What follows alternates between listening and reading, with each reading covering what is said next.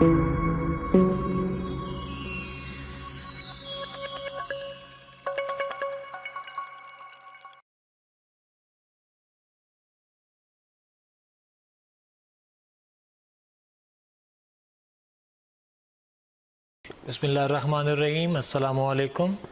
My name is Adib Nawaz. I represent Biology Department, Britain International School System. Today our topic is antibiotics. Antibiotics are the very important medicinal drugs. इनका इस्तेमाल बीमारियों के इलाज के लिए किया जाता है और मेडिसिन में यानी डॉक्टर अपने क्लिनिक्स में और हॉस्पिटल्स में इनका यूज़ बहुत ज़्यादा है. तो now first comes towards the definition of the antibiotics. An antibiotic is a drug that kill or retard the growth reproduction of bacteria. Antibiotic एक ऐसी दवा है जो बैक्टीरिया को या तो किल करती है, उसको डेड कर देती है, या फिर बैक्टीरिया की ग्रोथ को, उसकी रिप्रोडक्शन को इनहिबिट कर देती है, रोक देती है, डिक्रीज कर देती है. तो ये दो मेथड हैं. इन मेथड्स की मदद से एंटीबायोटिक्स अपना काम करते हैं. या तो बैक्टीरिया को किल करेंगे या फिर बैक्टीरिया की ग्रोथ को रोकेंगे. जी, एंटीबायोटिक्स हासिल कहाँ से किए जाते हैं? एंटीबायोटिक्स के जो सोर्सेज हैं वो बैक्टीरिया भी है और फिंजाई भी है. तो इनसे सब्सटेंसेस हासिल किए जाते हैं. इन्हीं से बैक्टीरिया एंड फिंजाई से हम डिफरेंट टाइप्स ऑफ एंटीबायोटिक्स हासिल करते हैं. Now next comes toward the another definition, bacteriostatic and bactericidal antibiotics. Bactericidal antibiotics and bacteriostatic antibiotic ये antibiotics के काम करने का method है. Antibiotics are used to treat many different bacterial infections. Some antibiotics are bactericidal, meaning they kill bacteria. अगर antibiotics bacteria को किल कर दे, bacteria को मार दे, बैक्टीरिया को डेड कर दे, तो ऐसे एंटीबायोटिक्स को हम बैक्टीरिसिडल एंटीबायोटिक्स कहते हैं. यानी एक अगर एंटीबायोटिक बैक्टीरिया को किल करेगा तो हम उस एंटीबायोटिक को हम कहेंगे बैक्टीरिसिडल एंटीबायोटिक. और अगर एंटीबायोटिक बैक्टीरिया की ग्रोथ को रोक देगा, बैक्टीरियल ग्रोथ के अंदर इनहिबिशन पैदा करेगा, रिटार्ड कर देगा उसकी ग्रोथ को, उसकी मल्टीप्लिकेशन के प्रोसेस को स्लो डाउन कर देगा, तो इस एंटीबायोटिक को हम कहते हैं बैक्टीरियोस्टैटिक एंटीबायोटिक. तो ये दो पैटर्न के एंटीबायोटिक्स हैं. कुछ बैक्टीरिया को डायरेक्टली किल करते हैं, जो किल करेंगे उन्हें कहेंगे बैक्टीरिसिडल एंटीबायोटिक्स, और जो बैक्टीरिया की ग्रोथ को इनहिबिट कर दें उन्हें हम कहेंगे bacteriostatic antibiotics. Next comes the group of antibiotics. First group of antibiotic is called cephalosporins. Cephalosporin interfere with the synthesis of bacterial cell wall.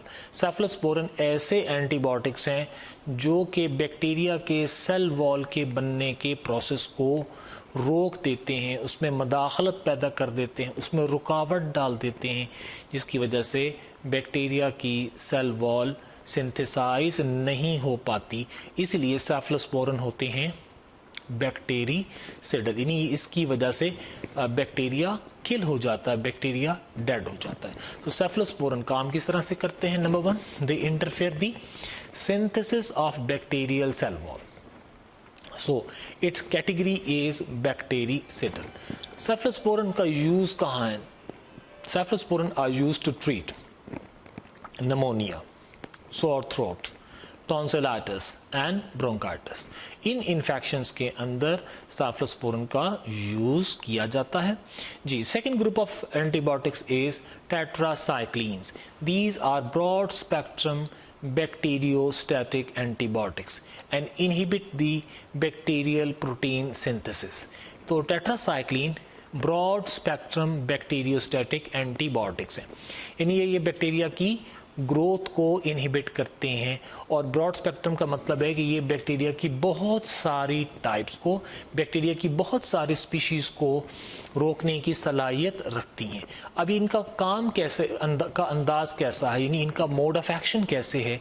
ये क्या करते हैं? ये बैक्टीरिया में जाने के बाद बैक्टीरिया की प्रोटीन सिंथेसिस को रोक देते हैं. बैक्टीरिया चूँकि यूनिसेलुलर है, उसके लिए भी प्रोटीन सिंथेसिस बहुत इम्पॉर्टेंट और बहुत एसेंशियल है जी। जिस वक्त इसके अंदर बैक्टीरिया में प्रोटीन सिंथेसिस इनहिबिट हो जाएगी तो वो बैक्टीरिया ग्रो नहीं कर सकेगा। अब देखते हैं टेट्रासाइक्लिन का यूज़ कहाँ है, उसको कहाँ कहाँ यूज़ करते हैं for the treatment of infection like respiratory tract infection, urinary track infection and intestinal infections. In 3 infection की टाइप्स के अंदर टेट्रासाइक्लिन एंटीबायोटिक्स का यूज़ किया जाता है। लेकिन टेट्रासाइक्लिन के साथ कुछ प्रिकॉशंस हैं, कुछ ऐसी हैं जो कि एहतियात करने की ज़रूरत होती है डॉक्टर्स हजरात को। Tetracycline are not use in children under the age of 8 जी। 8 साल या 8 साल से छोटे उम्र की बच्चों में टेट्रासाइक्लिन का यूज़ प्रोहिबिटेड है, उनको ये टेट्रासाइक्लिन नहीं दिए जाने चाहिए। रीज़न उसकी ये है कि ये टूथ डेवलपमेंट में प्रॉब्लम क्रिएट करते हैं, specially during the period of the tooth development, यानी जिस एज ग्रुप में बच्चों में दांतों की डेवलपमेंट हो रही हो तो उस एज ग्रुप के अंदर टेट्रासाइक्लिन एंटीबायोटिक्स का इस्तेमाल नहीं किया जाना चाहिए। यानी डॉक्टर हजरात को 8 साल के से छोटे बच्चों में टेट्रासाइक्लिन नहीं रेकमेंड करनी चाहिए। Next come the third category of the antibiotic, sulphur drugs. Sulphur drug के अंदर एक ग्रुप है जिसका नाम है sulphonamides. So sulphur drugs are synthetic antibiotics. ये सिंथेटिक एंटीबायोटिक्स हैं और इसमें जो ग्रुप है, जो एंटीबायोटिक्स का ग्रुप है सल्फर ड्रग में, उसका नाम है सल्फोनामाइड। सल्फोनामाइड भी ब्रॉड स्पेक्ट्रम बैक्टीरियोस्टैटिक एंटीबायोटिक्स हैं। तो ये एंटीबायोटिक्स भी बैक्टीरियोस्टैटिक हैं, यानी कि ये बैक्टीरिया की ग्रोथ को, डेवलपमेंट को, मल्टीप्लिकेशन के प्रोसेस को रोकते हैं, ठीक है। और ये भी बहुत सारे बैक्टीरिया के टाइप्स को रोकने की सलाहियत रखते हैं। इनका काम करने का अंदाज ये है कि ये बैक्टीरिया में मौजूद फॉलिक एसिड सिंथेसिस को रोक देते हैं। तो इसलिए इनका इस्तेमाल कहाँ किया जाता है? निमोनिया में और यूरिनरी ट्रैक इन्फेक्शंस में इनका इस्तेमाल किया जाता है। सल्फोनामाइड ग्रुप के अंदर कुछ और मेडिकेशंस भी हैं जो कि एंटीबायोटिक्स नहीं हैं। तो सल्फोनामाइड ग्रुप में दूसरी मेडिकेशंस भी मौजूद हैं। इन्हीं सल्फोनामाइड ग्रुप में एक तो एंटीबायोटिक्स शामिल है।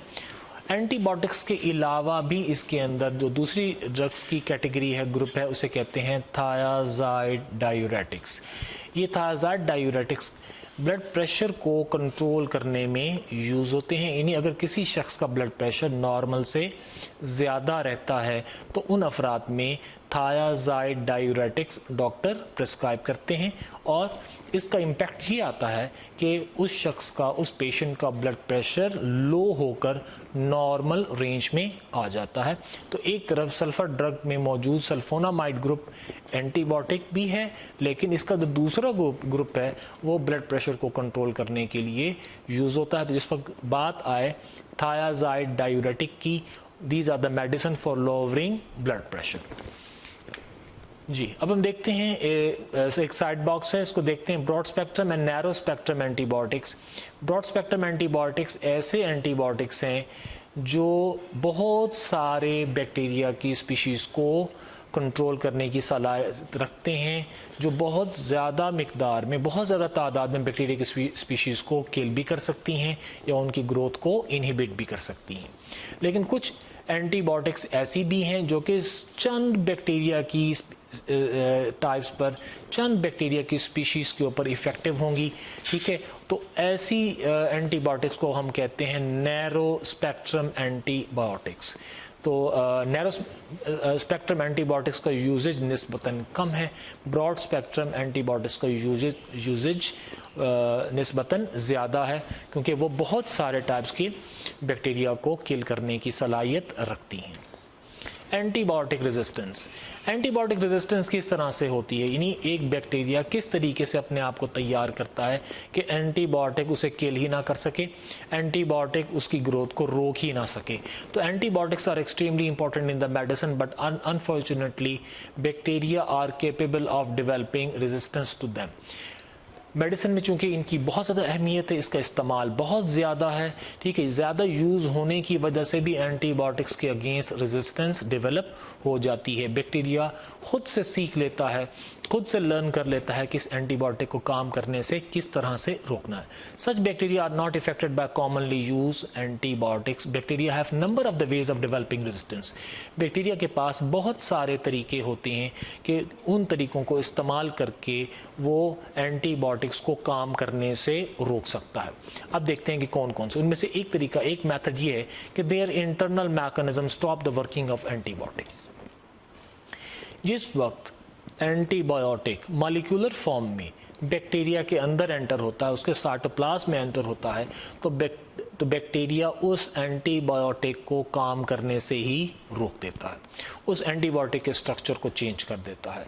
उस एंटीबायोटिक्स में मौजूद बॉन्ड, जो कोवेलेंट बॉन्ड होते हैं जी, उनकी पोजीशंस को चेंज करके उस एंटीबायोटिक्स को काम करने से ही रोक देता है। ये एक मेथड है।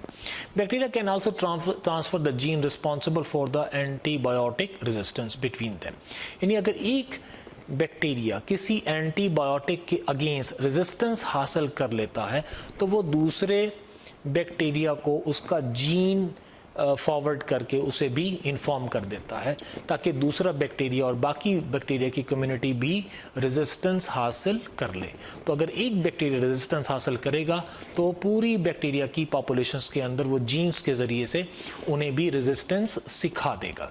सो such resistance bacteria make it possible for other bacteria to acquire resistance. तो इस तरीके से जिस वक्त एक बैक्टीरिया रेजिस्टेंस हासिल कर लेता है एंटीबायोटिक के अगेंस्ट, तो वो उसी रेजिस्टेंस को दूसरे बैक्टीरिया में भी फॉरवर्ड कर सकता है। Antibiotic resistance, another reason for the increasing antibiotic resistance in bacteria is their use in the diseases in which they have no efficacy। ठीक है, antibiotics are not effective against infection cause by viruses. Antibiotic का use होना चाहिए हमेशा bacterial infections की treatment के लिए, लेकिन जिस वक्त एंटीबायोटिक का इस्तेमाल वायरल इन्फेक्शंस की ट्रीटमेंट के लिए इस्तेमाल होगा तो इसका एथिकल यूज़ नहीं होगा, ये इसका मिस यूज़ होगा और उसकी वजह से एंटीबायोटिक की रेजिस्टेंस जनरेट हो सकती है। अगर एंटीबायोटिक्स का यूज़ प्रॉपर ना किया जाए तो उससे एंटीबायोटिक के अगेंस्ट रेजिस्टेंस पैदा होने का ख़तरा उतना ही ज़्यादा हो जाता है। Resistance to the antibiotic possesses a serious and growing problem। ये एक बहुत बड़ा प्रॉब्लम है, बहुत बड़ा मसला है कि पुराने एंटीबायोटिक जितने भी थे या हिस्ट्री में जो भी पुराने एंटीबायोटिक्स थे वो सब के सब वक्त गुजरने के साथ साथ बैक्टीरिया उनके अगेंस्ट रेजिस्टेंस हासिल करते चले जा रहे हैं, because some infections diseases are become more difficult to treat. अब जो पहले की जो इन्फेक्शंस हैं वो माजी के एंटीबायोटिक से ठीक नहीं होती, उसके लिए उन्हें नई और पावरफुल एंटीबायोटिक्स के देने की ज़रूरत होती है। Some of the resistance bacteria can be treated with more powerful antibiotics. ज़्यादा ताकतवर और ज़्यादा नए एंटीबायोटिक्स का इस्तेमाल करना पड़ता है उन रेजिस्टेंस बैक्टीरिया के against. But there are some infection but that do not eliminate even with new antibiotics। उसके बावजूद भी बहुत सी ऐसी इन्फेक्शंस हैं जिनके अगेंस्ट नए आने वाले एंटीबायोटिक्स भी मौसर साबित नहीं होते। तो इसलिए एंटीबायोटिक्स का यूजेज, उसका इस्तेमाल डॉक्टर की हिदायत के मुताबिक होना चाहिए और एथिकल वे में होना चाहिए कि जो इंडिकेशन हो, जो बीमारी की अलामात हो, जिस तरह का इन्फेक्शन हो, बैक्टीरियल हो तो उसी में इस्तेमाल करें, वायरल इन्फेक्शन हो तो उसमें इसका यूजेज नहीं होना चाहिए। This is the end of the today clip.